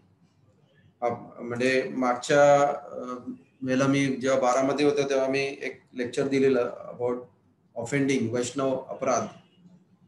तर सर्वात पहिल्यांदा आपण we should be careful that की we should not offend anyone. सर्वात पहिल्यांदा ती भावना असणं खूप गरजेचं आहे की जे काही आपण वागतोय त्या वागण्यामुळे कोणाला काही त्रास होणार नाहीये किंवा कोणाला ऑफेंड होणार नाहीये, हे आपलं प्रायोरिटी असणं खूप गरजेचं आहे. आणि बऱ्याच वेळेला आपण त्याच्यामध्ये मार खातो की आपल्याला वाटतं की नाही हे ठीक आहे, चालेल, आणि आपण काही बोललं तरी चालेल. आणि अतिपरिचयात अवज्ञा होते हे आपल्याला सर्वांना माहिती आहे की जर जास्तच आपण हे केलं, जास्तच जवळ गेलो एकमेकांच्या, तर मग आपण कोणालाही काही बोलू शकतो. म्हणजे आपण हे आपल्या घरामध्ये बघतो की घरातले लोक आपल्याला माहिती आहेत की आपले प्रभूजी आहेत, माताजी आहेत, मुलं आहेत, आपण बिंदास वागतो, कॅज्युअल एक प्रकारे कॅज्युअल ॲटिट्यूड येण्याची हे असते.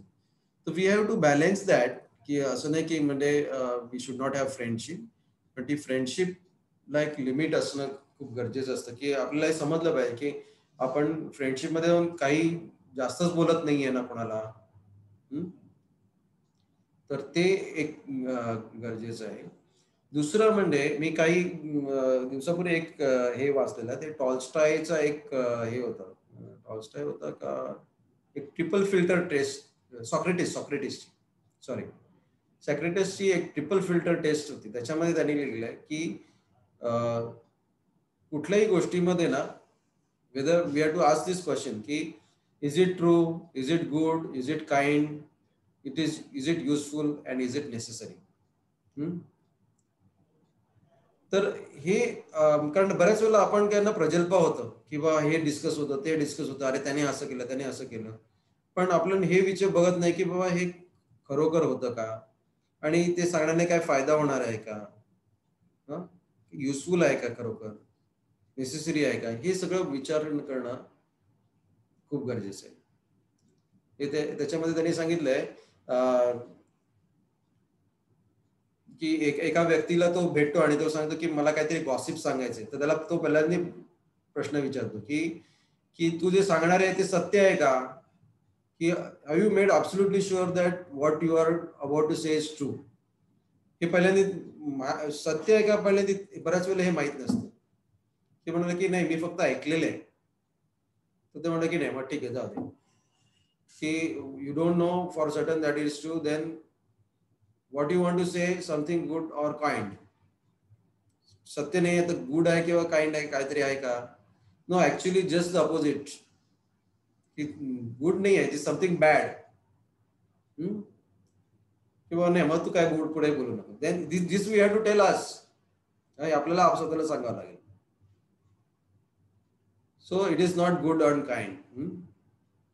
देन सो यू मे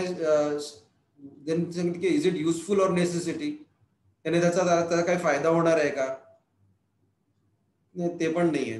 त्याचा काय फायदा होणार नाहीये. तुमचा पण फायदा नाही, त्याचा पण फायदा नाही. Then why should we speak. So these are the things. ह्या छोट्या छोट्या गोष्टी आहेत, पण we have to be very careful की जेव्हा आपण ह्या गोष्टी करतो ना वैष्णवांबरोबर सुद्धा, किंवा ह्या गॉसिप किंवा प्रजल्प जो होतो ना, these are very dangerous. आणि प्रजल्पाने आपलं मन कलुषित होत जातं. So we have to prevent ourselves from doing that. That's my thought on this. Yes. Did it answer, or you want to still ask something on that? Thank you, Prabhu. हाँ, हरे कृष्णा. दंडवत प्रणाम प्रभुजी. एक हरे कृष्ण प्रभुजी. माताजींनी कोणी हात वरती केला होता. आय डोंट नो, कोणीतरी केला होता. somebody just anyways, yeah. हरे कृष्ण प्रभुजी. दंडवत प्रणाम. दंडवत. प्रभुजी, खूप छान लेक्चर क्लास झाला. स्पेशली ते इग्नोरन्स आणि इग्नोर हे दोन्ही एका पर्सनॅलिटी मध्ये येऊ शकतात. तर हे खूप छान समजलं. Innocence, sorry. तर हे खूप छान सांगितलं. तर माझा प्रश्न असा होता की प्रभुजी, तुम्ही आता जे सांगितलं की कधी कधी कॅज्युअली घेतो आपण, म्हणजे नकळतपणे एखादी गोष्ट आपल्यामध्ये तो कॅज्युअली घेण्याची एक प्रवृत्ती येऊ शकते आणि तो तसा आपला मूड झाला तर आपल्याकडून काही अपराध होण्याची शक्यता असते.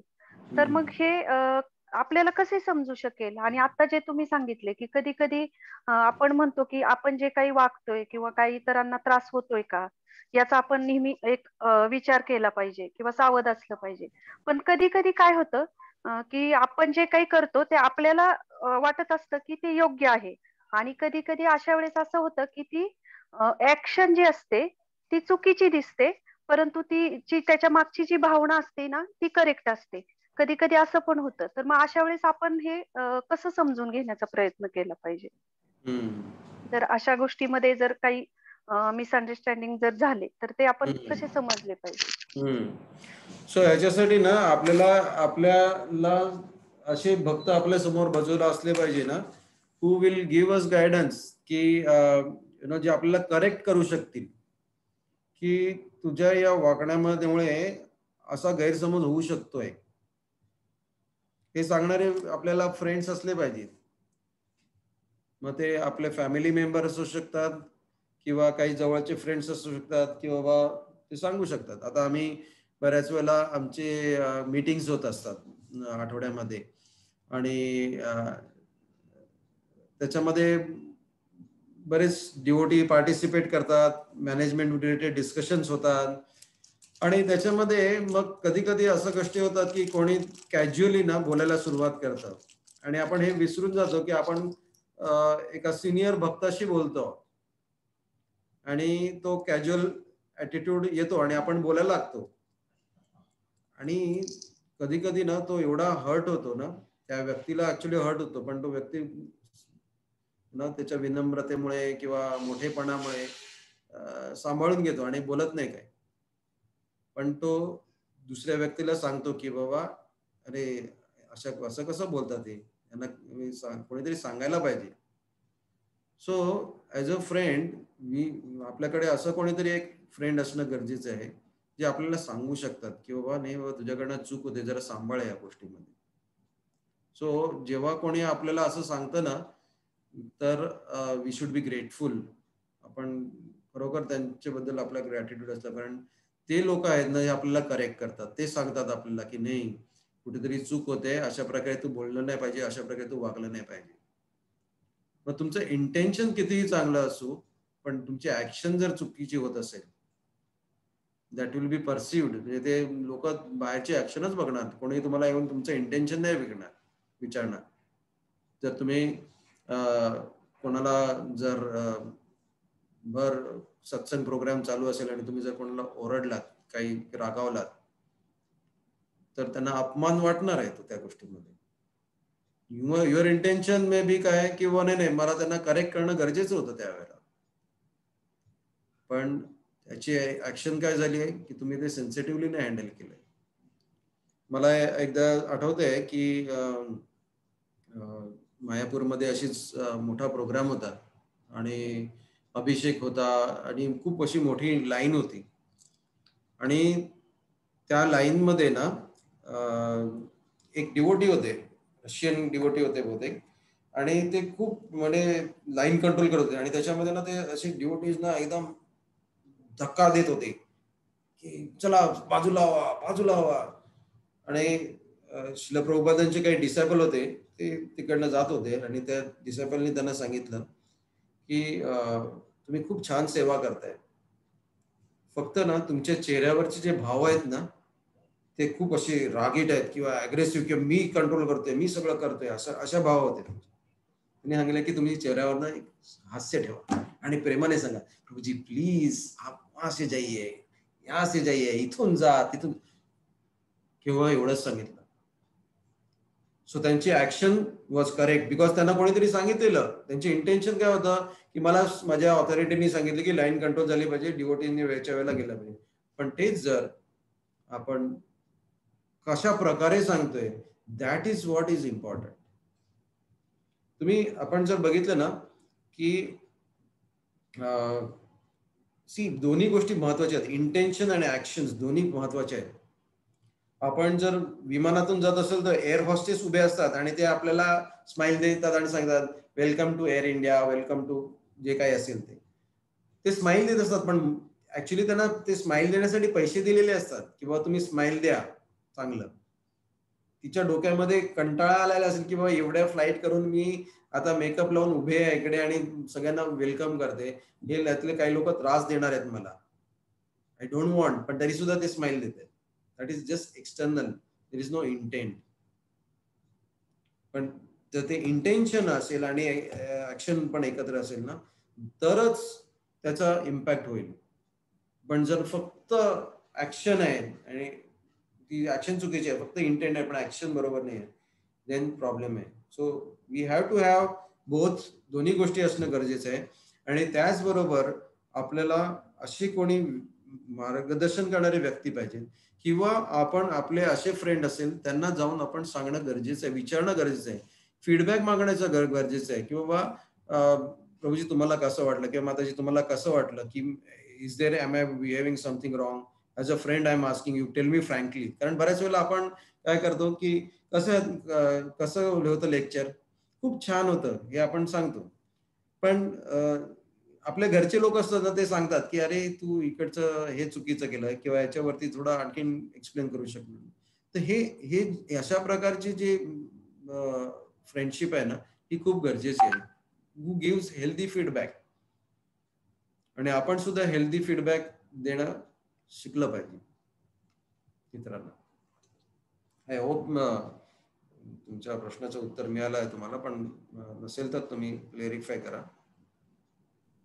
नाही प्रभूजी, थँक्यू, खूप छान उत्तर मिळालं, थँक्यू.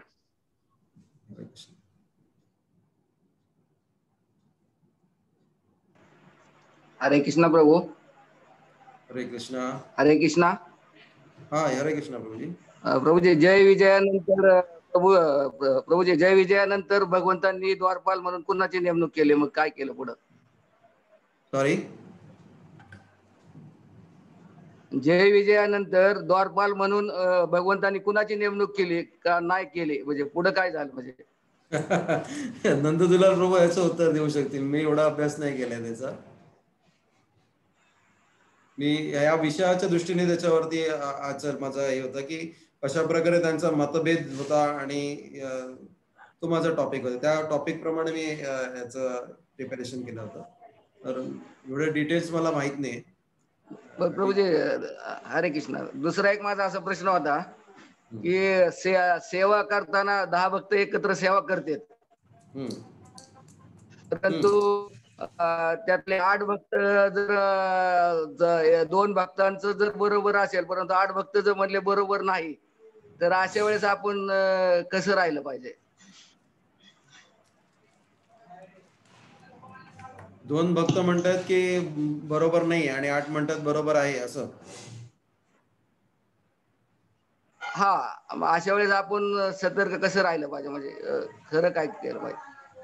नाही, बेस्ट अशा वेळेला जेव्हा मतभेद असेल, तेव्हा जी तुमची ऑथॉरिटी असेल की 10 जण एकत्र काम करतायत, 10 जणांची एक ऑथॉरिटी असते, तर तुम्ही ऑथॉरिटीकडे जाऊ शकता आणि त्यांना विचारू शकता की बाबा असं जरुरी नाही की 8 भक्त एकत्र बोलले की हा म्हणजे कुठला मतदान नाही आहे की बाबा 8 जणांना बरोबर वाटलं म्हणजे ते बरोबर आणि 2 जणांना चुकीचं वाटलं म्हणजे ते चुकीचे, असं नाहीये.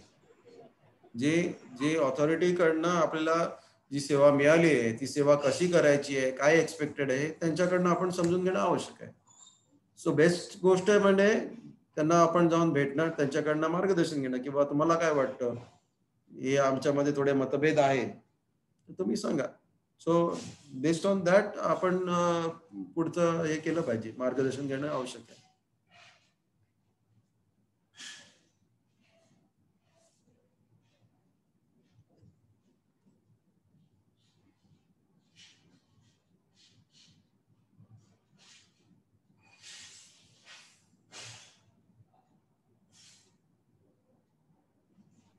हा हरे कृष्णा. दंडवत प्रणाम प्रभूजी. दंडवत प्रणाम.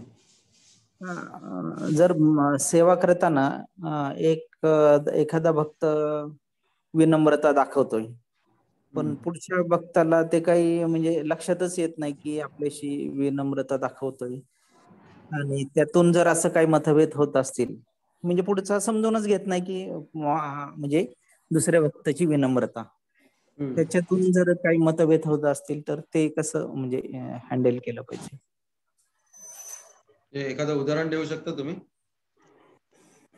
हा म्हणजे काही एक 4-5 भक्त काम करतायत, पण दोघांचा स्वभाव थोडा वेगळा असेल आणि त्यात कोणी सिनियरचं थोडस सांभाळून घेतलं तरी पण दुसऱ्या भक्ताचा म्हणजे नाही का हट्टी स्वभाव म्हणा किंवा असा हे जरा म्हणजे स्वतःचा मीपणाचा असा हे असेल तर तो जात नसेल तर मग कसं थोडं हँडल केलं पाहिजे असं? म्हणजे तुमचं असं म्हणणं आहे की मला अजून प्रश्न नीट कळला नाही, पण माझं असं मी काय समजलं ते सांगतो तुम्हाला.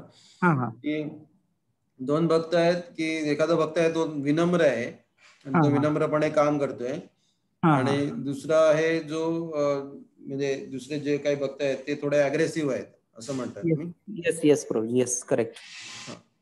तर मग प्रश्न काय आहे म्हणजे की त्या विनम्र जो असेल, विनम्रपणाचा तो ते स्वीकार करत नसतील आणि मग त्या जो विनम्र भक्त आहे त्याला त्रास होतोय, how to handle this situation? तर त्या जर त्रास होत असेल तर त्या विनम्र भक्ताने काय केलं पाहिजे असं? येस प्रभू, येस. सो सर्वात पहिल्यांदा विनम्रता म्हणजे हे नाही की आपण कोणा पायदळी जाणं असं नाहीये. विनम्रता जरी असली तरी सुद्धा आपण विनम्रतेमध्ये एखाद्या भक्ताकडनं जर काही चूक होत असेल, जो अग्रेसिव्ह आहे किंवा म्हणजे काही एक्सप्रेस करतात आणि अग्रेसिव्ह पण असतात किंवा त्यांची मतं जी आहेत ती स्ट्रॉंगली मांडू शकतात, तर विनम्र भक्त पण आपले पॉइंट्स तिकडे हे करू शकतात, सांगू शकतात की मला ह्या गोष्टी पटल्या नाहीयेत. सो पटणं न पटणं हे सांगणं हे प्रत्येक जण आपल्या जरी विनम्र असेल ना तरी सुद्धा सांगू शकतो. विनम्रता हे नाही की आपण आपल्याला सप्रेस करून ठेवायचंय असं नाहीये. जेव्हा एखाद्या गोष्टीबद्दल जेव्हा आपल्याला वाटत असेल हे चुकीचं होतंय तर विनम्र भक्त पण सांगू शकतात की बाबा या गोष्टी माझ्या मते चुकीच्या आहेत, तर याच्यामध्ये बदल झाला पाहिजे हे ते सांगू शकतात. आणि जर दुसरे जे भक्त आहेत जे त्यांचं ऐकून नाही घेत असतील then definitely we have to एक जे सिनियर भक्त आहेत त्यांच्याकडे जाऊन त्यांना अप्रोच करून सांगणं गरजेचं आहे. ओके प्रभूजी, म्हणजे आपण बोलू शकतो की दुसऱ्याला? हो हो हो हो बोलू शकतो आपण. सी ॲज अ लिडरशिप सुद्धा आपल्याला हे ठेवलं पाहिजे की कोणीही आपल्याला येऊन फीडबॅक देऊ शकला पाहिजे, हे आपलं पण असलं पाहिजे. आणि जेव्हा या गोष्टी जर लिडरशिप कडनं होत नसतील तर मग आपल्याला त्यांच्या हायर ऑथॉरिटीजना जाऊन आपण सांगू शकतो की बाबा अशा प्रकारे आम्हाला वाटतंय, क्लॅरिफाय करून घेऊ शकतो आपण. किंवा आपण जो सिनियर जो अग्रेसिव्ह भक्त आहे त्याच्याशी आपण बोलू शकतो की बाबा ही गोष्ट जी तुम्ही करतायत तर माझ्या मते अशा प्रकारे झाली पाहिजे आणि मला माझं मत व्यक्त करणं आवश्यक आहे या बाबतीमध्ये, मी माझं मत व्यक्त करतोय, हे करणं गरजेचं आहे. विनम्रता म्हणजे चुप बसणं किंवा शांत बसणं हे विनम्रता नाही आहे. केवळ आपण कशा प्रकारे सांगू शकतो, कारण बऱ्याच वेळेला काय होतं ना, जेव्हा विनम्र राहून किंवा आपण आपल्याला सप्रेस करतो की आपल्याला आवडत नाहीये की असं हे बरोबर होतंय, हे आपल्याला आवडत नाहीये, बरोबर होत नाहीये म्हणून, तर वी हॅव टू जर ते आपण सप्रेस करत राहिलो ना तर मग कधीतरी एखाद्या कुकर प्रेशर सारखी सिच्युएशन होते आणि मग ते कधीतरी बाहेर पडतं आणि ते एवढं वाईटरित्या बाहेर पडतं आणि कुठेही बाहेर पडतं ते.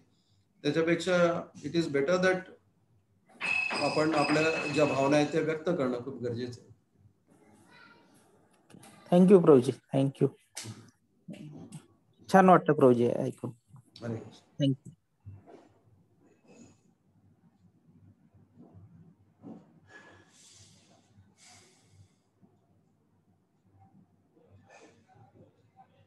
सो मला बहुतेक सर्व प्रश्न संपलेत. नंदलाल तुम्हाला काही कॉमेंट्स? काही अनाउन्समेंट? येस प्रभूजी करा. हरी बोल. हो हो प्रभूजी करा आराम. थँक्यू. हरे कृष्णा. इस्कॉन बारामती बालगोपाळ समितीद्वारे